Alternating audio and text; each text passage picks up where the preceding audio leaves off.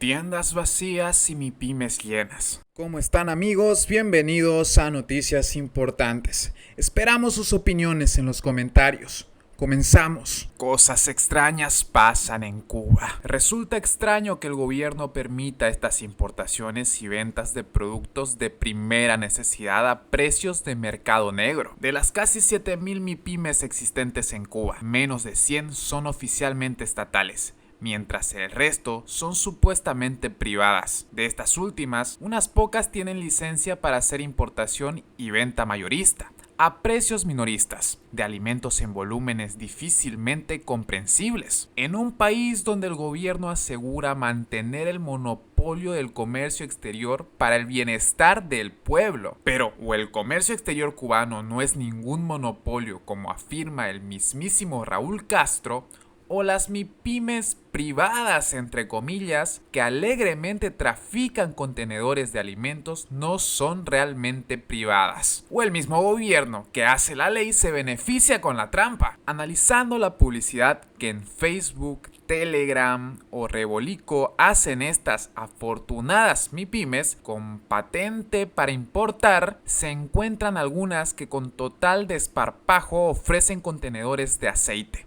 leche, jugos, carnes y demás alimentos inexistentes en las tiendas estatales, importándolos incluso desde Qatar y vendiéndolos a veces a precios equiparables al mismísimo mercado negro. Lo que no hace más que aumentar la inflación, resolviéndole el problema a los pocos que pueden pagar esos precios. Sí, pero a costa de la creciente miseria de los millones de asalariados que ven cómo sus ingresos se licúan en un baile de cifras nada socialistas. ¿Quién les da permiso para importar y vender a esos precios? Más importante aún, ¿por qué solo algunas tienen permiso y no hay ya miles de MIPYMES haciendo lo mismo para que la competencia baje los precios? Alguien suspicaz y malintencionado que no conociera la ética que caracteriza a la revolución pensaría que el gobierno está utilizando MIPYMES privadas para venderle al pueblo productos de primera necesidad a precios muy superiores a los oficiales. Pero, ¿acaso permitiría el PCC que algunos, aprovechando la escasez,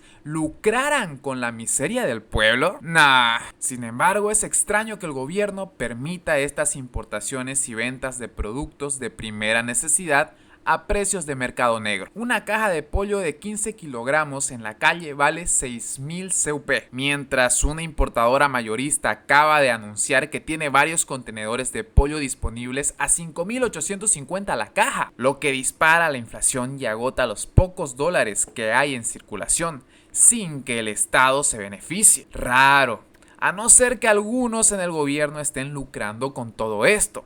Pero eso sería inconcebible en una sociedad socialista, ¿no? Mientras ese comercio de MIPYMES privadas se anima, los precios oficiales siguen siendo, por ejemplo, 48 pesos el litro de aceite o 37 pesos el pomo de refresco.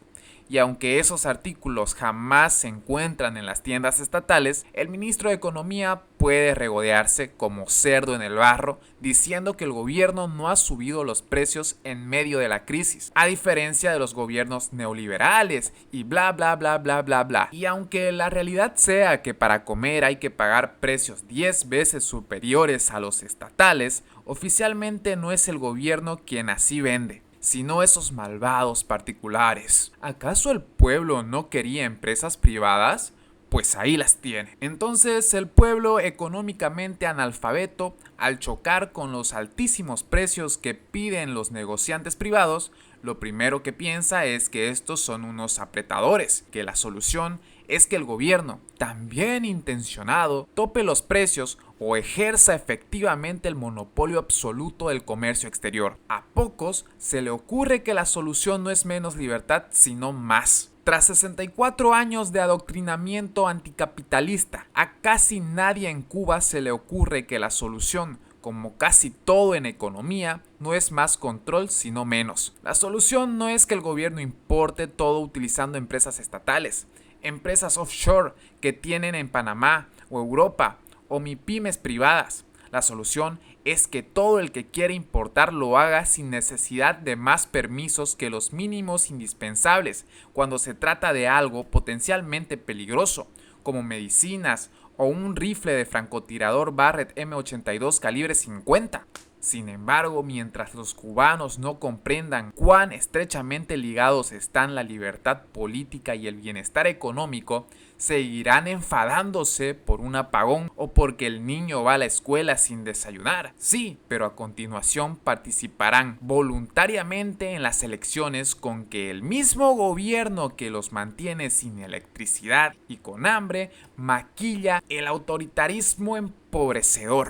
Pero a ver, veamos, ya que entramos en el ámbito político, ¿qué cosas diferentes hará Manuel Marrero Cruz para reanimar el turismo cubano, que es tan importante para la isla? No creemos que el rollizo funcionario posea una varita mágica para salvar a un sector que se hunde en el fracaso. Malas noticias para el gobierno acerca de la actividad turística en el país fueron las que afloraron durante la asamblea de balance del año 2022 de ese sector, y también en la más reciente reunión del Consejo de Ministros. El plan para el pasado 2022 preveía el arribo a la isla de 2,5 millones de turistas, pero únicamente llegaron al país 1.014.000 visitantes, para un 64,6% de lo planificado. Ese número apenas representó un 37,8% de lo alcanzado en el 2019. Y no olvidar que las autoridades del turismo aspiran, como parte de la hipotética recuperación del sector,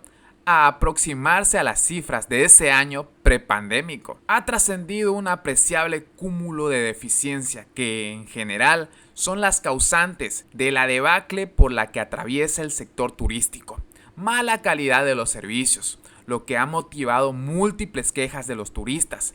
Escasa disponibilidad de combustible, con la consiguiente merma de medios de transporte para garantizar las actividades extrahoteleras. No contar con las materias primas para la producción nacional de mercancías destinadas al turismo. Problemas objetivos y subjetivos que han afectado el plan de inversiones, carencia de reglones del agro muy demandados por los visitantes y la no existencia de una adecuada programación nocturna en los hoteles son varias de las citadas deficiencias del sector turístico cubano. Al tomar en cuenta este panorama desfavorable que exhibe el sector turístico, el primer ministro Manuel Marrero Cruz aprovechó la reciente reunión del Consejo de Ministros para arengar a los directivos del sector. En ese sentido, apuntó, hay que dejar a un lado el concepto de que así es como siempre lo hemos hecho.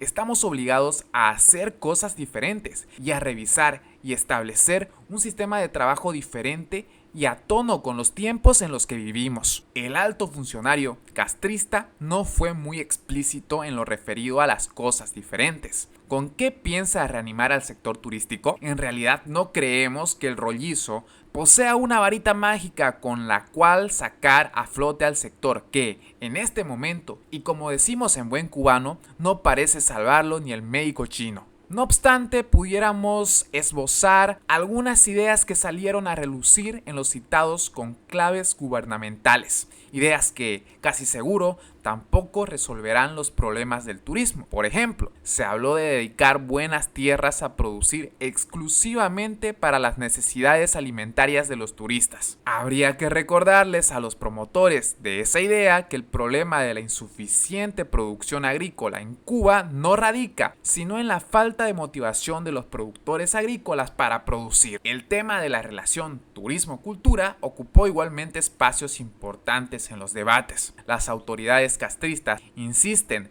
en la importancia de ofrecerle al turista un producto auténticamente cubano que rechace lo que ellas denominan actividades de mal gusto. Si el señor Marrero no se apura en materializar sus no muy explícitas cosas diferentes, el declive turístico agravará aún más la situación económica de Cuba. Se trata de un sector que constituye, junto con las remesas y los servicios médicos en el exterior, la tríada que en los últimos tiempos ha aportado a los mayores ingresos de la economía en Cuba. Y bien amigos, así vamos terminando las noticias importantes del día de hoy.